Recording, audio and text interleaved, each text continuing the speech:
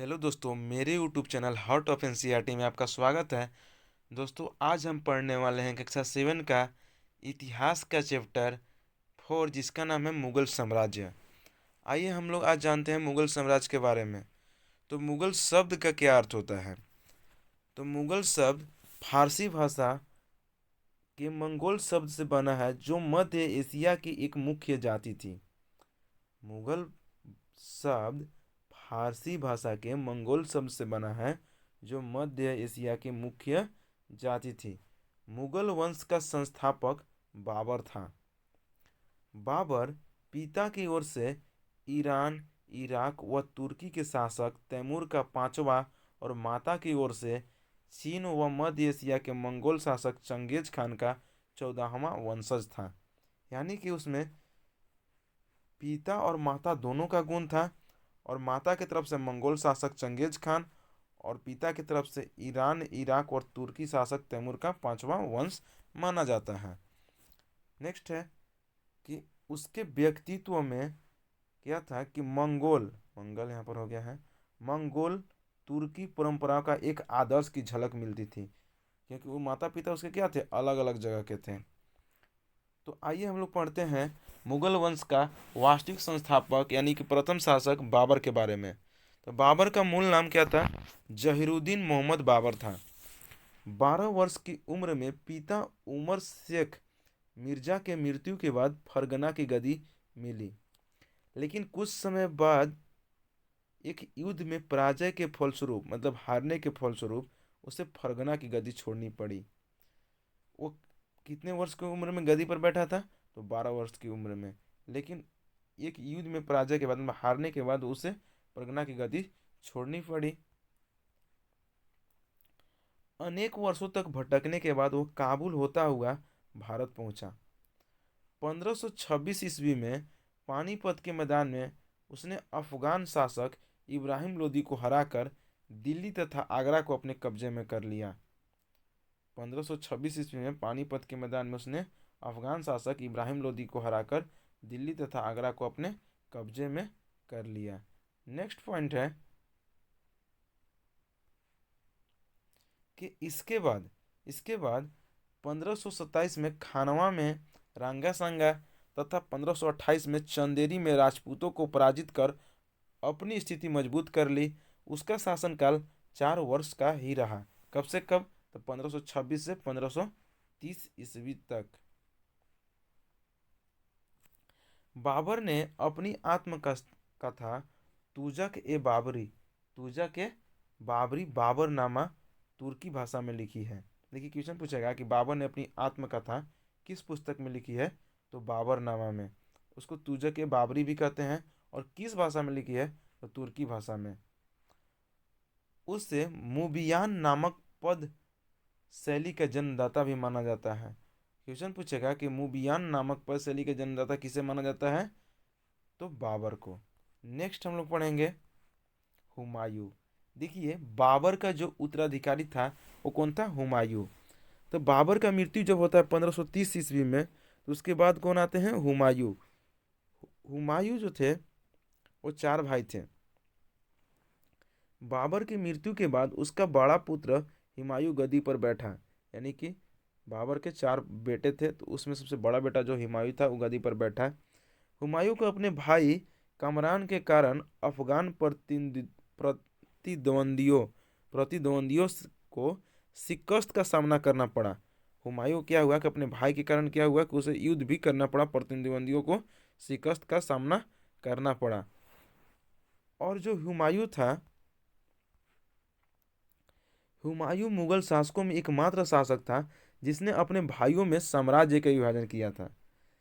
शेर शाह ने, और यही कारण था, देखिए क्या था ना कि जो हुमायूं था वो अपने भाइयों में ही साम्राज्य का विभाजन किया, और यही कारण था कि हुमायूं जो है कमजोर पड़ गया।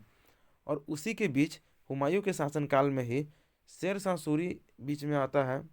शेर शाह सूरी ने हुमायूं को चौसा का युद्ध में 1539 और कनौज के युद्ध में 1540 में पराजित किया। और उसके बाद हुमायूं ईरान की ओर भाग गया। इस पराजय के बाद, मतलब इस हार के बाद, कहाँ कहाँ हारा? तो वह हारा था हुमायूं जो था चौसा के में हारा था, और कनौज के युद्ध में 1539 और 40 में। और उसके बाद कहाँ भाग गया, तो वह ईरान की ओर भाग गया। हु- ईरान में हुमायूं ने साफा बिद शाह की मदद ली। साफा बिद शाह, ईरान में हुमायूं ने साफा बिद शाह की मदद ली, और 1555 में उसने पुनः दिल्ली पर कब्जा कर लिया। 1555 ईस्वी में पुनः दिल्ली पर कब्जा कर लिया। नेक्स्ट है, और जैसे ही वो 1555 में दिल्ली पर कब्जा किया, लेकिन एक वर्ष बाद 1556 ईस्वी में दीन पनाह नामक इमारत की पुस्तकालय के सीढ़ियों से गिरने से उसकी क्या हो गई, मृत्यु हो गई। हुमायूं शासन के दौरान सप्ताह में हर दिन अलग अलग रंग के कपड़े पहनता था। वह किताब पढ़ने का भी काफी शौकीन था। हुमायूं के खत्म होते ही, देखिए हुमायूं के बारे में हमने पढ़ा, तो क्या हुआ कि जैसे ही वो 1555 में वापस से शासक बना, लेकिन वो एक साल तुरंत बाद 1556 में वो क्या हुआ था, उसका पैर जो था फिसलने से, सीढ़ी से गिरने से उसकी मृत्यु हो गई थी। और उसके उसका उत्तराधिकारी आता है अकबर। देखिए हुमायूं का ही पुत्र था अकबर। 13 वर्ष की अल्प आयु में हुमायूं के पुत्र अकबर को राजगद्दी संभालनी पड़ी। अपने पिता हुमायूं की मृत्यु के समय वह पंजाब के कालानौर नामक स्थान पर था। उसके संरक्षक बैरम खान ने ने यहाँ पर होगा, उसके संरक्षण बैरम खान ने उसे वहीं ईंटों का साधारण सा मंच बनाकर हुमायूं का उत्तराधिकारी घोषित किया। और जब मतलब कि अकबर के पिता यानी कि हुमायूं जब डेथ कर गए, मृत्यु हो गई उनकी, तो उस समय अकबर कहाँ था, तो पंजाब के कालानौर नामक स्थान पर था। और इसकी सूचना मिलते ही उसका जो संरक्षण था बैरम खान उसे एक मंच बनाता है, और वहीं से उसे हुमायूं का उत्तराधिकारी घोषित कर देता है। आगे है कि राज्यारोहण के बाद 4 वर्षों तक उसने बैरम खान की देखरेख में कामकाज किया या राज किया। ठीक। 1556 में 1556 में पानीपत के द्वितीय युद्ध में अकबर के सेनापति बैरम खान ने हेमू को पराजित किया। यानी कि 1556 ईस्वी में पानीपत का दूसरा युद्ध हुआ था, किसके किसके बीच, तो अकबर के सेनापति बैरम खान और हेमू के बीच हुआ था। नेक्स्ट पॉइंट है कि 1576 ईस्वी में हल्दी घाटी के युद्ध में महाराणा प्रताप को पराजित किया। और 1576 ईस्वी में कौन, तो अकबर। यहाँ पर हमने पढ़े कि 1556 में क्या किया, पानीपत का द्वितीय युद्ध। और फिर है कि 1576 ईस्वी में हल्दी घाटी के युद्ध में महाराणा प्रताप को पराजित किया। तो कौन, तो अकबर। इस युद्ध में अकबर की ओर से राजा मान सिंह तथा महाराणा प्रताप की ओर से हकीम खान सूर ने कमान संभाली थी। हल्दी घाटी के युद्ध कब हुआ था, तो 1576 ईस्वी में। अकबर ने कई कई रॉन्ग टाइप हो गया है, कई विजय विजय विजय साम्राज्यों के पर्याप्त विस्तार कर लिया था। मतलब जो अकबर था ना, तो अलग अलग जगहों को जीत कर साम्राज्य का बहुत मतलब पर्याप्त विस्तार विस्तार कर लिया था। मतलब कि जितना करना चाहिए तब उससे ज़्यादा पर्याप्त विस्तार कर लिया था। कौन, तो अकबर। नेक्स्ट आता है जहांगीर। जहांगीर अपने पिता के भांति उदार प्रवृत्ति का शासक था। मतलब ये भी अकबर के ही जैसा था। वो अपने जीवन में अब्दुल रहीम खान खाना से सर्वाधिक प्रभावित था। उसने उन्हें प्रदेशों को जीतने पर बल दिया जिससे अकबर पूर्णतः नहीं जीत पाए थे। और जहांगीर ने क्या किया कि उन्हीं क्षेत्रों को ज़्यादा जीतने का कोशिश किया जहां पर अकबर नहीं जीत पाए थे। जहांगीर ने कंधार, मेवाड़, अहमदनगर को जीता। जहांगीर ने ही सर्वप्रथम मराठा को महत्व को समझा और उसे मुगल अमीर वर्ग में शामिल किया। जहांगीर ने ही सर्वप्रथम मराठा के महत्व को समझा और उसे मुगल अमीर वर्ग में शामिल किया। उसके शासनकाल में ब्रिटिश कैप्टन हॉकिंस और सर थॉमस रो भारत आए थे। थॉमस रो लिखा गया है, इसको टॉमस कर लीजिएगा, टॉमस। तो उसके शासनकाल में ब्रिटिश कैप्टन हॉकिंस और सर टॉमस रो भारत आए थे। नेक्स्ट है जहांगीर के बारे में कि जहांगीर की पत्नी का नाम नूरजहां महर उन निसा था मेहर उन निसा था। जहांगीर के दरबार एवं शासन व्यवस्था पर नूरजहां का काफ़ी प्रभाव था। जहांगीर के दरबार एवं शासन व्यवस्था में नूरजहां का काफ़ी प्रभाव था और मुगल साम्राज्य में शांति व्यवस्था को कायम रखने में वह सफल भी रहा। जहाँ नेक्स्ट है शाहजहां। तो जहांगीर का जो उत्तराधिकारी आता है वो आता है शाहजहां। तो हम लोग शाहजहां के बारे में पढ़ेंगे कि शाहजहां जहांगीर का उत्तराधिकारी बना। शाहजहां का राज्यारोहण से मुगलों की दक्षिणी नीति का नवीन युग प्रारंभ हुआ। अहमदनगर का बड़ा हिस्सा मुगल साम्राज्य में मिल गया। अहमदनगर का बड़ा हिस्सा मुगल साम्राज्य में मिल गया। बीजापुर और गोलकुंडा ने मुगलों को अधीनता स्वीकार कर ली। और बीजापुर और गोलकुंडा ने मुगलों की अधीनता स्वीकार कर ली। नेक्स्ट है कि वास्तुकला। वास्तुकला के दृष्टिकोण से शाहजहां का शासनकाल मध्यकालीन भारतीय इतिहास का स्वर्ण युग कहलाता है। वास्तुकला की दृष्टि से शाहजहां शासनकाल मध्य भारतीय इतिहास का स्वर्ण युग कहलाता है। आगरा का ताजमहल, दिल्ली का लाल किला एवं जामा मस्जिद का निर्माण शाहजहां ने ही करवाया था। नेक्स्ट शासक आते हैं औरंगजेब। मुगल शासकों में औरंगजेब अंतिम पराक्रमी शासक था।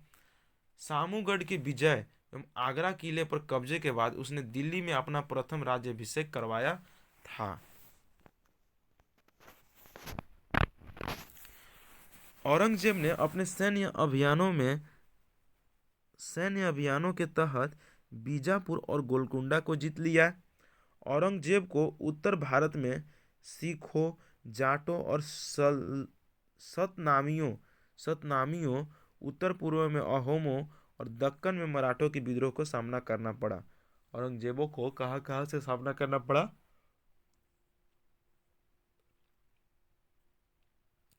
तो उत्तर भारत में सिखों से, फिर जाटों और सतनामियों से, उत्तर पूर्व में अहोमों से और दक्कन में मराठों के विद्रोह का सामना करना पड़ा। यानी कि उसे चारों तरफ से दबाव मिलता गया। और शिवाजी के नेतृत्व में मराठों ने मुगलों को कड़ी टक्कर दी। औरंगजेब दक्षिण के युद्धों में 2.5 दशक तक जूझता रहा। कहा जाता है कि यही दक्षिण भारत औरंगजेब का कब्रगाह साबित हुआ। और यही दक्षिण भारत औरंगजेब का कब्रगाह साबित हुआ। नेक्स्ट है कि औरंगजेब को जिंदा पीर भी कहा जाता है। औरंगजेब को जिंदा पीर भी कहा जाता है। उसके शासनकाल में 14% मनसबदार हिंदू थे। हालांकि उसकी धार्मिक नीति जो थी वो रूढ़िवादिता पर आधारित थी। तो यहाँ पर खत्म हो जाता है तो आपका मुगल वंश। तो मुगल वंश का प्रथम शासक जो था, मतलब जो संस्थापक था, वो क्या था? तो वो था आपका बाबर। और हम लोग यहाँ औरंगजेब पर ख़त्म करते हैं। इसके बाद भी अन्य शासक हैं, मुगल साम्राज्य का अन्य भी शासक हैं। इसी बीच में जब हुमायूं का समय चल रहा था तो उसी समय आया था कौन? तो शेरशाह सूरी। तो यहाँ पर हम लोग पढ़ेंगे शेरशाह सूरी का उदय। तो शेरशाह का बचपन का नाम फरीद था। उसके पिता हसन खां सासाराम बिहार के जागीरदार थे। दक्षिण बिहार के सूबेदार बाहर खान लोहानी ने उसे एक शेर के आक्रमण से रक्षा करने के उपलक्ष्य में शेर खान की उपाधि दी थी। शेरशाह सूरी का उदय। शेरशाह सूरी अरबी भाषा का अच्छा ज्ञाता था। जो शेरशाह सूरी था अरबी भाषा का अच्छा ज्ञाता था। अपने पिता के मृत्यु के बाद वह सासाराम का जागीरदार बना और अपनी सैन्य प्रतिभा के बदौलत 1529 ईस्वी में बिहार का शासक बन गया। चुनार के किले पर कब्जे को लेकर उसका हुमायूं के साथ पहले संघर्ष हुआ। कनौज की निर्णायक लड़ाई में जीत हासिल कर शेरशाह सूरी दिल्ली का शासक बन गया। और पहला लड़ाई उसका किसके साथ हुआ था? तो चुनार के किले पर। और उसके बाद कनौज की लड़ाई की जीत हासिल करने के बाद वो दिल्ली का शासक बन गया। और शेरशाह का केंद्रीय प्रशासन प्रजा के कल्याण की भावना से प्रेरित था। शेरशाह का जो केंद्रीय प्रशासन था उस प्रजा के कल्याण की भावना से प्रेरित था। वह सभी विभागों के कार्यों को स्वयं देखता था। और वो क्या था कि सभी विभागों के कार्यों का स्वयं देखता था। वो किसी भी मंत्री को नियुक्त नहीं करता था। और अगर कोई मंत्री उसे कुछ कहता था तो वो भी किसी का बात नहीं मानता था। उसका प्रशासन उसका प्रशासन केंद्रीय एवं प्रांतीय प्रशासन व्यवस्था में बांटा हुआ था। उसका जो प्रशासन था ना वो केंद्रीय और प्रांतीय शासन व्यवस्था में बांटा हुआ था। किसका? तो शेरशाह सूरी का। शेरशाह स्वयं सैनिकों की भर्ती करता था। उसने सैनिकों को हुलिया लिखने तथा घोड़े दागने की प्रथा पुनः चलाई। सैनिकों को नगद वेतन दिया जाता था। सैनिकों को नगद वेतन दिया जाता था। शेरशाह ने व्यापार वाणिज्य के क्षेत्र में पुरानी और खोटी मुद्राओं को प्रचलन से हटा दिया। शेरशाह ने व्यापार वाणिज्य के क्षेत्र में पुरानी और खोटी मुद्रा को प्रचलन से हटा दिया। शेरशाह की प्रशासन की एक महान उपलब्धि सड़कों तथा सरायों का निर्माण कराना था। शेरशाह की प्रशासन की एक महान उपलब्धि क्या था? तो सड़कों तथा सरायों का निर्माण कराना था। ग्रैंड ट्रंक रोड का निर्माण इसी ने करवाया था। तो ग्रैंड ट्रंक रोड का निर्माण किसने करवाया था? तो शेरशाह सूरी ने ही करवाया था। तो यह चैप्टर लास्ट पॉइंट है कि शेरशाह सूरी का प्रशासन में ही कि शेरशाह कुशल प्रशासक था। वह स्वयं विद्वान था और विद्वानों का बहुत सम्मान करता था। तो उसे प्रशासन के लिए करीब 5 साल का ही समय मिल सका, लेकिन इस सीमित समय में ही उसने बड़े काम किया और इतिहासकार बुलजलहेग शेरशाह को भारत का महानतम शासक बताया है। तो यह था 7 क्लास का इतिहास का चैप्टर 4 का सॉल्यूशन था मुगल साम्राज्य। तो आप लोग का यह टॉपिक कैसा लगा आप लोग कमेंट में जरूर बताइएगा। आप लोग को अच्छा लगा हो तो लाइक करें, शेयर करें और चैनल को सब्सक्राइब करें। और इसका पार्ट 2 वीडियो आप लोग को मिल जाएगा। और वीडियो अच्छा लगा हो तो ज़्यादा से ज़्यादा शेयर करें। थैंक यू दोस्तों। जय हिंद।